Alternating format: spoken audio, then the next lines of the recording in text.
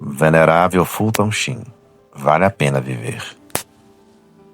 Não tão estranho como parece. A popularidade da psiquiatria tem feito muitas pessoas normais se preocuparem com sua condição mental. Console-se, você não é tão estranho quanto pensa. Existem vários graus de estranheza e excentricidade.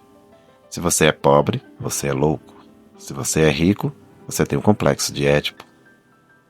Começamos como de costume, com uma distinção que é um pouco técnica, mas muito importante. É a distinção entre natureza e pessoa. Este pedaço de giz da minha mão tem uma natureza, mas não é uma pessoa. A natureza é um princípio de atividade. O giz é capaz de agir e escrever. Uma pessoa, no entanto, é uma fonte de responsabilidade. O giz não é responsável pelos desenhos ruins. A vaca tem uma natureza, mas a vaca não é uma pessoa. Ela não tem direitos. A natureza, além disso, é algo comum a muitos. Por exemplo, falamos da natureza humana ou da humanidade. A pessoa, no entanto, é concreta, individual. Em certo sentido, intransferível. Ninguém mais, além de George Washington, já foi George Washington. Como falamos de excentricidades e tensões, não estamos preocupados aqui com o que é pessoal, embora uma pessoa possa acentuar certas tensões encontradas na natureza humana. Estamos preocupados apenas com o que é encontrado universalmente em todas as naturezas humanas. Tensões que pertencem ao chinês, ao japonês, ao americano, ao inglês, em uma palavra, à raça humana. As tensões comuns à natureza humana podem ser reduzidas a 3: inquietação, contradição, tentação. Primeiro, inquietação. Todo mundo sente dentro de si uma atração entre seus desejos de felicidade infinita e a felicidade finita e limitada que na verdade alcança. A base de toda a decepção é a desproporção entre o que imaginamos ou desejamos para nos tornar felizes e aquilo que realmente possuímos. Podemos imaginar uma montanha de ouro em nosso quintal, mas nunca veremos uma. Essa tensão é inerente a toda a natureza humana, porque, por um lado, a alma anseia o infinito e o corpo, por outro lado, está preso, barricado, metido num curral. Cada um de nós se sente como um alpinista, cuja felicidade consiste em alcançar as alturas, mas ao mesmo tempo está sempre ameaçado por uma queda nas profundezas. Suspenso entre os dois, ele anseia por um ideal, mas sabe, dentro de seu coração, que pode abandoná-lo. Contradição. Todo mundo se sente uma mistura de bem e mal. Como Ovídio declarou, eu vejo as coisas melhores e as aprovo, porém sigo as piores. Os prazeres do corpo nem sempre são os prazeres da alma. Às vezes, eles são contrários uns aos outros. Os desejos da carne militam contra as aspirações do espírito. Para ser feliz no interior, o corpo deve estar sujeito à alma. Mas o que é imoral, ilegal ou engorda não é fácil de se render à vontade. O romance O Médico e o Monstro é de certa forma a história que todo homem pode dizer a si mesmo. Dentro do meu templo terreno há uma multidão. Há um de nós que é humilde, um que é orgulhoso. Há um que está com o coração partido por seus pecados e um que, sem arrepender-se, se senta e sorri. Há um que ama seu próximo como a si mesmo e um que se preocupa com nada mais que a fama e o ego. De toda inquietação destrutiva eu poderia ser livre, se somente pudesse determinar qual deles sou eu. Terceiro, a tentação. Oscar Wilde disse: eu posso resistir a tudo, exceto a tentação. Uma tentação é muitas vezes um mal reprimido que combate o bem. Esta ilustração mostra um porão em que há muitas pequenas tentações que podemos chamar de anjos maus ou diabinhos, embora não sejam necessariamente tais. As escadas conduzem do eu inferior, ou porão, para o eu superior, ou a alma e as coisas de Deus. Aqui está um diabinho que já está subindo as escadas. No topo das escadas está uma porta que admite que a vontade decide se a tentação terá sucesso ou não. No porão há muitos tipos de tentações, apesar de serem principalmente 3: o orgulho, a luxúria e a avareza. Um diabinho é brigão. Quando alguém diz algo desagradável para você, ou pisa no seu pé, o diabinho sempre diz: pague na mesma moeda. Outro diabinho é do divórcio. Assim que o marido e a esposa brigam, esse diabinho diz: vá para a casa da sua mãe, ou vamos nos divorciar. Os diabinhos do sexo falam desse jeito: Afinal de contas, somos descendentes dos animais? Não somos? Então devemos agir como animais, não é mesmo? Vá em frente, você vive apenas uma vez. A consciência e a vontade humana tentam expulsar essas tentações da mente. Neste ponto, é extremamente importante recordar que a pessoa não é ruim porque tem uma tentação. Muitos acreditam que, porque tem a tentação do orgulho, da avareza, do ódio, da luxúria, há algo de errado com eles.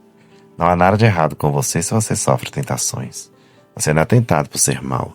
Você é tentado porque é humano. Não há nada de intrinsecamente mal sobre a natureza humana só porque um diabinho bate a porta. O mal só começa quando abrimos a porta e concordamos com a tentação. A Escritura elogia o homem que sofre tentações. Quando resistimos às tentações, fortalecemos o nosso caráter. Para resumir, a natureza humana tem várias tensões, como a atração do infinito, a contradição entre os que deveríamos ser e o que somos, e, finalmente, a tentação de abandonar nossos ideais. Esta é a natureza humana, e devemos aceitá-la como tal. Nós não somos tão estranhos quanto pensamos que somos. Mas o problema é como explicar por que a nossa natureza humana age dessa forma. A natureza humana não é intrinsecamente perversa. É bastante desordenada, assim como um peixe fora d'água ou como um relógio cuja mola principal está quebrada. O intelecto é escurecido até certo ponto, mas ainda reconhece a verdade. A vontade é enfraquecida até certo ponto, mas ainda pode amar o bem. A música nos oferece alguma explicação sobre o que poderia ter acontecido no início da raça humana, para termos essa natureza desordenada. O maestro tem uma partitura diante dele. Ela foi escrita por um grande compositor, e todas as instruções adequadas foram dadas para uma interpretação perfeita. Os músicos são livres. Eles podem seguir as instruções do maestro ou ignorá-las. Eles podem ser reacionários e nunca virar uma página sequer. Ou eles podem ser liberais e tocar qualquer outra música no lugar da sinfonia. Suponhamos que um dos músicos decida deliberadamente tocar a nota errada. O maestro pode fazer duas coisas. Pode chacoalhar a batuta e pedir para que a orquestra toque de novo. Ou pode ignorar o erro. Não faz diferença o que ele escolha fazer, porque a essa altura, a nota já está reverberando no espaço a cerca de 360 metros por segundo. Haverá dissonância e desarmonia até o fim dos tempos em algum lugar do universo de Deus. Independente do quanto alguém queira tornar o universo universalmente harmonioso de novo, isso não poderia ser feito por alguém que está sujeito ao tempo, porque o tempo é irreversível. A única forma de corrigir essa dissonância seria se alguém chegasse da eternidade, capturasse essa nota no tempo e aprendesse em sua trajetória exasperada. Mas será que ainda não se trataria de uma dissonância? Não necessariamente. Poderia se tornar uma bela nota em uma condição, ou seja, se aquele que a capturou compusesse uma nova sinfonia, usando-a como a primeira nota da nova melodia. Assim seria harmoniosa. Algo parecido aconteceu no início da raça humana. Deus escreveu uma sinfonia perfeita. Era a partitura perfeita, mas a humanidade era livre para tocar em dissonância. Dissonâncias na sinfonia da vida não significam que a nossa liberdade foi destruída. No início, o homem livre tocou uma nota dissonante, uma nota desobediente. Essa dissonância passou pela natureza humana e contagiou a todos. Essa dissonância original não poderia ser interrompida pelo próprio homem, porque ele não poderia reparar uma ofensa contra o infinito, sendo finito. Ele havia contraído uma dívida maior do que poderia pagar. A dívida poderia ser paga apenas pelo divino músico, que sai de sua eternidade para entrar no tempo. Mas há um mundo de diferença entre parar uma nota dissonante e um homem rebelde. Um não tem liberdade, o outro tem. E Deus se recusa a ser um ditador totalitário para abolir o mal, destruindo a liberdade humana. Deus poderia capturar uma nota, mas ele não quis capturar o homem. Em vez de recrutar o homem, Deus quis consultar a humanidade novamente para saber se quer ou não ser membro da orquestra divina. Deus, Todo-Poderoso, ao ter dado liberdade ao homem, não quis tirá-la dele. Houve consulta divina com a humanidade quando uma mulher foi questionada por Deus se ela lhe daria a natureza humana.